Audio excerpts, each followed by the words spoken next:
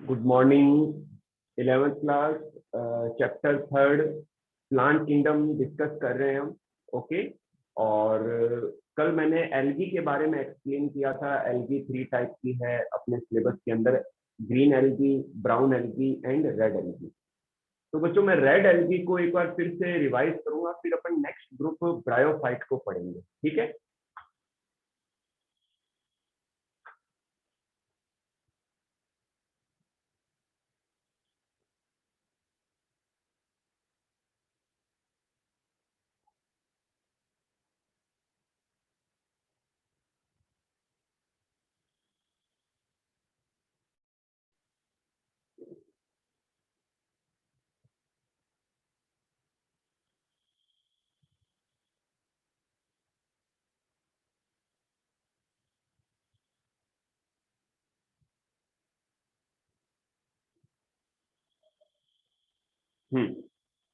बच्चों ध्यान से देखिए, जो रेड एल्गी है मेनली वो मरीन वाटर में ही पाई जाती है, कुछ एक फ्रेश वाटर में पाई जा सकती है।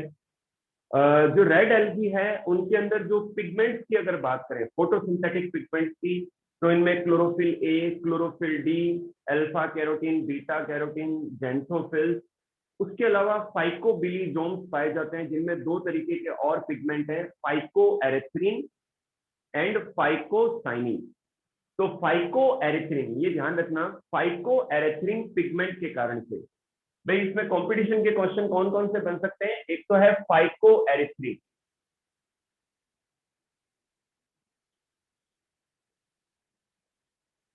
Okay. Phycoerythrin pigment red colour का होता है, इस कारण से इनका कलर, इनकी एक्सेस अमाउंट होने के कारण से जो रेड एल्गी है इनका कलर रेड होता है फाइको एरेथ्रिन पिगमेंट के कारण से। और इनमें फाइकोसाइनिन भी पाए जाते हैं। इनके पिगमेंट की क्या खास बात है कि ये सनलाइट का जो स्पेक्ट्रम है उसके ब्लू ग्रीन पार्ट को ये एब्जॉर्ब करते हैं, ब्लू ग्रीन पार्ट को एब्जॉर्ब करते हैं। तो जो ब्लू ग्रीन स्पेक्ट्रम वाला पार्ट है वो शॉर्ट वेवलेंथ वाला होता है, तो वो डीप पेनिट्रेट कर सकता है सी वाटर के अंदर। तो सेकंड जो कंपटीशन का क्वेश्चन ये है इस ग्रुप के अंदर कि सबसे ज्यादा डेप्थ में पाए जाने वाले एल्गी कौन से हैं। तो your answer should be red algae. आपका आंसर क्या होना चाहिए? रेड एल्गी होना चाहिए कि ये समुद्र में बहुत गहराई में पाए जाते हैं, क्योंकि वहां तक जो ब्लू स्पेक्ट्रम है सनलाइट का वो पहुंच पाता है। ओके बच्चों, तो ये चीज ध्यान रखना। थर्ड जो कंपटीशन का क्वेश्चन ये है कि इनमें जो रिजर्व फूड है वो है फ्लोरिडियन स्टार्च। फ्लोरिडियन,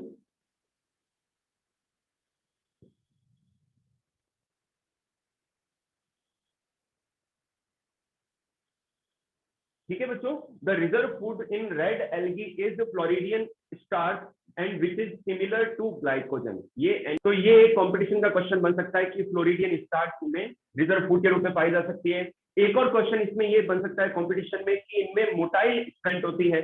इनकी अगर सेल वॉल की बात करें तो इनर सेल वॉल जो है वो सेलुलोज की, पैक्टिक एसिड की बनी होती है, लेकिन जो आउटर सेल वॉल है वो म्यूकोपॉलीसैकेराइड्स की बनी होती है, जिन्हें हम फाइकोइड्स कहते हैं। इन्हें हम फाइकोकोलॉइड्स कहते हैं। ठीक है बच्चों, अब बात करते हैं रिप्रोडक्शन की। रेड एल्गी के अंदर वेजिटेटिव रिप्रोडक्शन फ्रेग होने और जर्मिनेट होने पर बनता है, जबकि जो एसेक्सुअल रिप्रोडक्शन है वो डिफरेंट टाइप के स्पोर्स के फॉर्मेशन के द्वारा एसेक्सुअल रिप्रोडक्शन पॉसिबल होता है। एल्गी के अंदर जो मेल रिप्रोडक्टिव पार्ट है उसे एंथीडिया कहते हैं, एंड जो फीमेल रिप्रोडक्टिव पार्ट है उसे कार्पोगोनिया कहते हैं। एंथीडिया से जो मेल गैमेट है कार्पोगोनियम जाते हैं, फर्टिलाइज करते हैं, जिससे कार्पोस्पोर बनते हैं जो डिप्लॉयड होते हैं, फिर उनसे आगे नई जनरेशन डेवलप होती है। तो बच्चों इनमें भी क्या है, भी ऑल्टरनेशन, इसे हम ऑल्टरनेशन ऑफ जनरेशन कहते हैं कि मेन प्लांट बॉडी हैप्लॉइड है, गेमेटोफाइटिक है, देन फिर उससे diploid plant body sporophytic generation, फिर से नए स्पोर बनते हैं, उनसे नया एल्गी बनता है जो कि हैप्लॉइड होता है। तो हैप्लॉइड डिप्लॉइड जो जनरेशन है इनका बार बार चेंज होना, इसे हम क्या कहते हैं? ऑफ जनरेशन कहते हैं।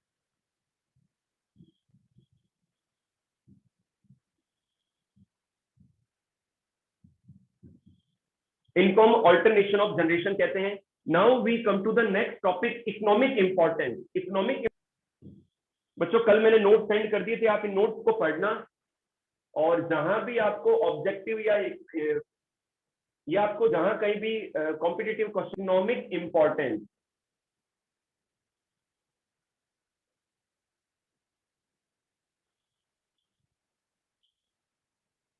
बच्चों इनका फर्स्ट इकोनॉमिक इंपॉर्टेंस है फूड एंड फॉडर के, रेड एल्गी से फूड एंड फॉडर मिलता है। सेकंड इनका इकोनॉमिक ब्रोमीन प्राप्त होता है। क्या प्राप्त होता है? ब्रोमीन प्राप्त होता है। रेड एल्गी से फाइकोकोलॉइड्स मिलते हैं जिनके द्वारा एगार, कैरागिनिन एंड एगार, कैरागिनिन एंड फ्यूनोरिन। 11th क्लास में आपको बता दूं मेरा जो स्पेशलाइजेशन है वो माइक्रो ऑर्गेनिजम्स में है। तो हम लोग क्या करते थे कि ना प्रैक्टिकल जब करते थे तो हम बैक्टीरियल कल्चर लगाते थे। हम लेबोरेटरी के अंदर बैक्टीरियल कल्चर लगाते थे। तो उसके लिए बाहर में जो लेबोरेटरी की जो शॉप्स होती हैं, जो एजेंसीज है, वहां पर मीडिया आते हैं पाउडर फॉर्म में। उस मीडिया में हम डिस्टिल वाटर मिक्स करते थे और एक न्यूट्रिएंट सॉल्यूशन बनाते थे और उस न्यूट्रिएंट लेस बनाते थे उसको ऑटोक्लेव करके। ठीक है, ऑटोक्लेव एक डिवाइस होती है जिसके अंदर टेम्परेचर रहता है 100 या 150 से ऊपर, और उसमें स्टीम के द्वारा जो है जितने भी निकाल के हम उसको प्लेट के अंदर डाल के उसको सॉलिडिफाइड करने के लिए छोड़ देते थे। और फिर उन फैक्ट्री प्लेट आप सबने देखी है, मैंने दिखाई है आपको, लेबोरेटरी कहते हैं। तो जब मुझे कई बार जैसे बैक्टीरियल कल्चर लगाना होता था तो उन फैक्ट्री प्लेट्स के अंदर, फैक्ट्री डिश के अंदर मीडिया को डालते उसको सॉलिडिफाई होने देते, देन फिर हम जिस भी बैक्टीरिया को हम उस मीडिया के ऊपर उसको लगा देते। तो वो जो मीडिया है उसे हम एगार मीडिया कहते हैं। और अलग अलग न्यूट्रिशनल मीडिया आते हैं अकॉर्डिंग टू नीड, हमें कौन सी प्लेटिंग करनी है, कौन सी कल्चरिंग करनी है। ठीक है ना। तो जनरली ये मिलता है जो फाइकोकोलॉइड से उनसे एगार बनाया जाता है। तो ये न्यूट्रिशनल मीडिया है जो लेबोरेटरी के अंदर बैक्टीरियल कल्चर को बनाने में हेल्प लेते हैं। ठीक है, उनमें न्यूट्रिएंट्स होते हैं जो है फाइकोकोलॉइड से प्राप्त होते हैं। और इनका जो यूज है बच्चों, ये एक इमल्सिफायर के रूप में चॉकलेट में, आइसक्रीम में, टूथपेस्ट में यूज किया जाता है। ये एक टाइप का ग्लू है जिसको एडहेसिव के रूप में टेक्सटाइल इंडस्ट्री में भी काम में लिया जाता है, पेपर इंडस्ट्री में भी काम में लिया जाता है। ये ग्लू की तरह काम करता है।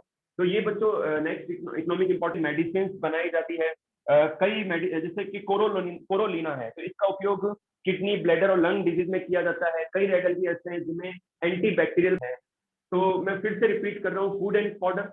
सेकंड है ब्रोमीन का प्रोडक्शन। थर्ड है फाइकोकोलॉइड से एगार, कैरागिनिन एंड फ्यूनोरी प्राप्त। ठीक है बच्चों, एंटी बैक्टीरियल दवाइयों का प्रोडक्शन। तो ये कुछ एक इकोनॉमिक इंपॉर्टेंस है। अगर मैं एग्जांपल्स की बात करूं तो इनके एग्जांपल है Porphyra, Rhodomela, Corallina. Okay, Porphyra, Corallina and Rhodomela, these are some of the examples of. आप रिवाइज कर लेना चाहिए क्योंकि जैसे जैसे आगे बढ़ेंगे तो हमारा सिलेबस कंप्लीट होता चला जाएगा, आपके ऊपर लोड बढ़ता चला जाएगा। तो साथ साथ में पैरेलल में 2 से 3 बार आप रिवाइज कर लेना। ठीक है ना। और algae, green algae, red algae, brown algae, सभी में जहां भी इंपॉर्टेंट पार्ट लगे जो आपको, आप खुद पढ़ोगे तो आपको जो मैंने नोट्स भेजे हैं उनको लिखते समय आप अपनी कॉपी में अंडरलाइन कर ले पेंसिल से या पेन से। तो वो जो ऑब्जेक्टिव पार्ट है वो आपको बाद में कामयाबी दिलाएगा जब आप एग्जाम देंगे। ठीक है। और पैरेलल ब्रायोफाइट,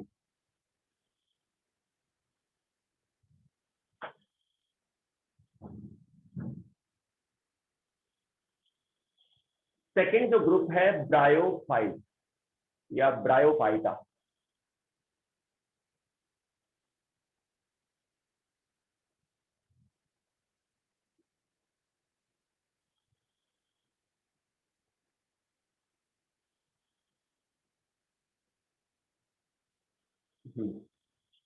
यस बच्चों, ध्यान से देखिए, जो नेक्स्ट ग्रुप है प्लांट किंगडम का, जो नेक्स्ट ग्रुप है वो है ब्रायोफाइट। प्लांट को ब्रायोफाइट कहते हैं। तो इनमें ब्रायोन का मीन है मोस, क्या है? मोस।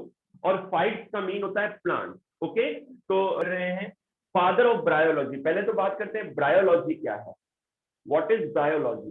द स्टडी ऑफ ब्रायोफाइट को ब्रायोलॉजी कहते हैं। नेक्स्ट लेते हैं father of bryology. Father of bryology हैं जोहान हेडविग। जोहान, ओके बच्चों। सेकंड हम लेते हैं father of Indian bryology. Father of Indian bryology, father of Indian.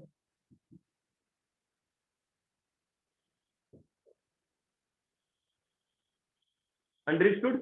ध्यान से सुनना बच्चों, the study of bryophyte plant is called bryology. The father of bryology Hedwig है and father of Indian bryology Shivram Kashyap है। कौन है? शिवराम कश्यप है।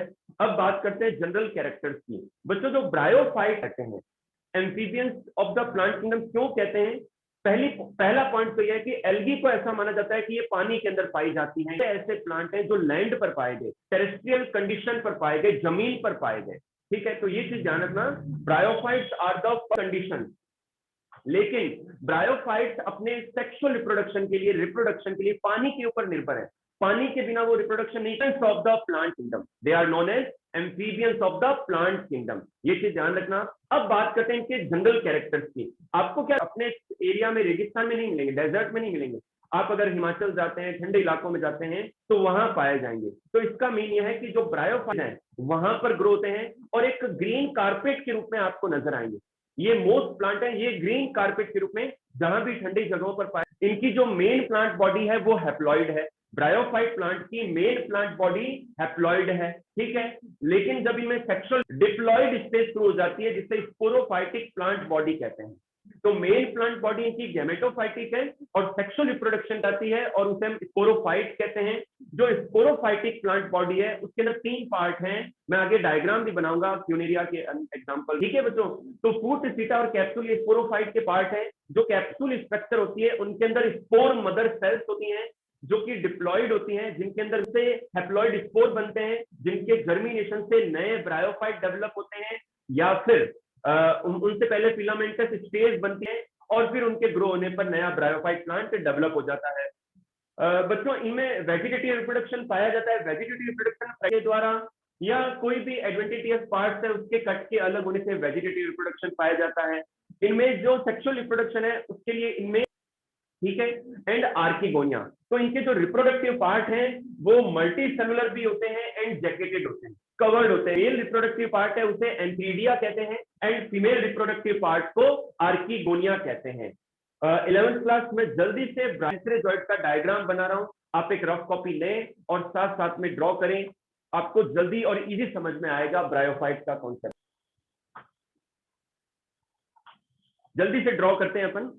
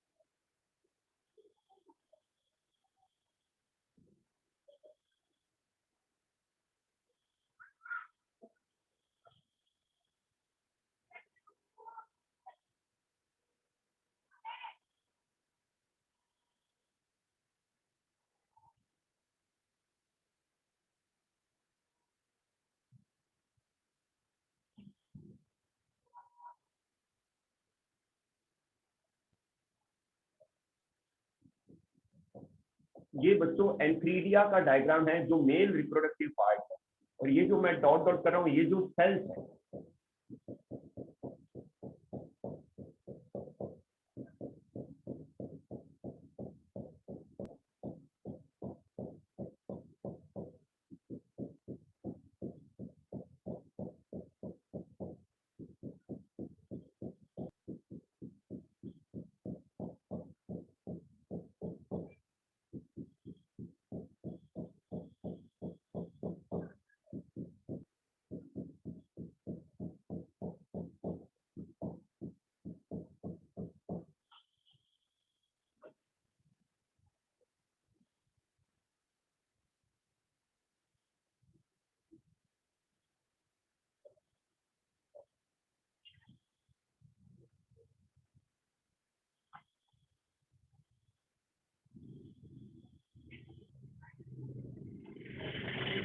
ये बच्चों जो स्ट्रक्चर है ये मेल रिप्रोडक्टिव पार्ट है जो ब्रायोफाइट के अंदर बनती है, और इसके अंदर ये जैकेट है जो तो जॉइड मदर सेल कहते हैं। एंथ्रोजॉइड मेल गैमेट है ब्रायोफाइट प्लांट में, तो एंथ्रोजॉइड मदर सेल है ये, और ये डिप्लॉयड होती है। इनमें जब डिवीजन होता है तो, और ये जो स्ट्रक्चर है इसे हम एंथ्रीडियम कहते हैं। ये जो पार्ट है इसका स्टॉक है। अब बच्चों जल्दी से मैं एक एंथ्रेजॉइड भी बना देता हूँ, मैं यहाँ बना देता हूँ जिससे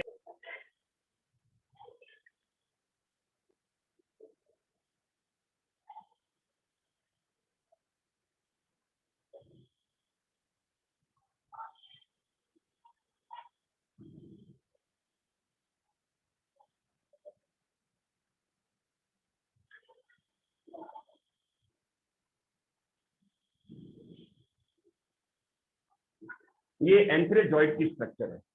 ठीक है बच्चों, ये एंथ्रेजॉइड की स्ट्रक्चर बना रहा हूँ।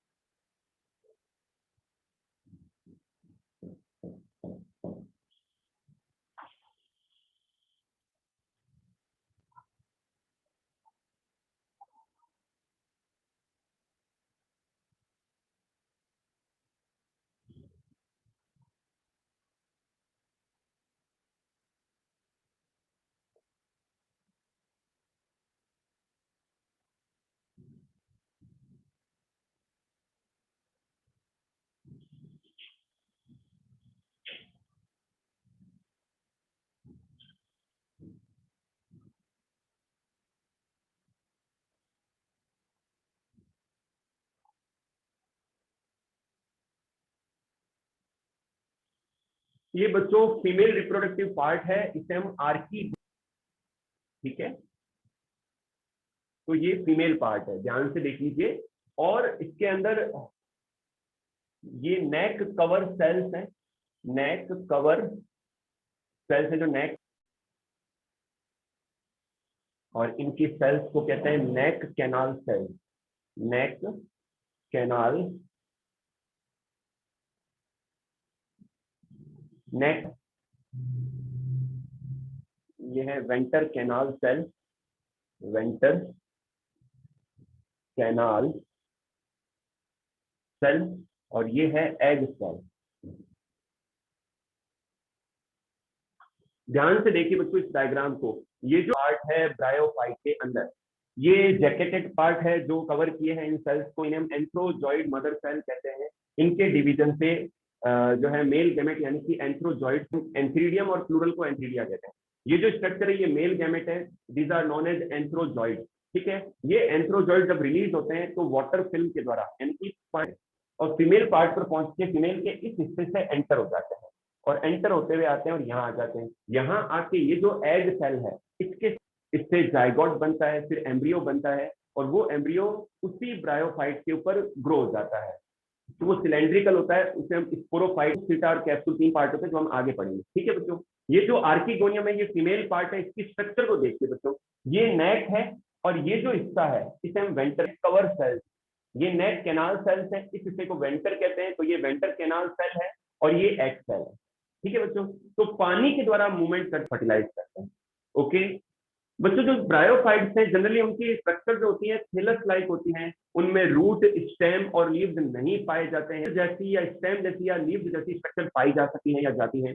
इनके निचले हिस्से से, इनके लोअर सरफेस से, वेंट्रल सरफेस से रूट लाइक स्ट्रक्चर निकलती है, और इनमें वैस्कुलर बंडल, इनमें vascular bundle xylem and phloem नहीं पाए जाते हैं। इनमें जो वाटर, मिनरल्स या न्यूट्रिएंट्स हैं वो सेल्फ नहीं पाए जाते हैं। ओके बच्चों, और जहां भी इन्हें ठंडक मिलती है, नमी मिलती है, मॉइस्चर मिलता है, वहां ये ग्रो हो जाते हैं। फ्लैट स्ट्रक्चर होती है, डोटो वेंट्रल यानी जाती है। इनमें मैं मार्केंसिया की बात करूं तो वहां पर जेमा बर्ड्स पाए जाते, जेमा कप्स पाए जाते हैं, छोटी स्ट्रक्चर्स होती है जिनमें मल्टी सेलुलर होती है, तो नए एल्गी में डेवलप हो जाती है, नहीं सॉरी नए ब्रायोफाइट में डेवलप हो जाती हैं। अच्छा, एक चीज और बता दूं आपको, प्रोटोनीमा, इस टर्म को ध्यान रखना कि जब कैप्सूल से उनके कैप्सूल से जब स्पोर रिलीज होते हैं तो वो स्पोर हैप्लॉइड होते हैं, तो वो या तो सीधे ब्रायोफाइट में डेवलप होते हैं या फिर पहले एक जुए, उस फिलामेंट जैसी स्ट्रक्चर को हम प्रोटोनीमा कहते हैं। लेटर दैट जो स्ट्रक्चर है वो प्रोटोनीमा, वो पूरे ब्रायोफाइट में डेवलप हो जाती है। ओके बच्चे, हम देख लें। और आज की क्लास में इतना ही, रिमेनिंग पार्ट अपन कल की क्लास में करेंगे। और आज 1:30 पर एक टेस्ट है, वो जरूर देना है।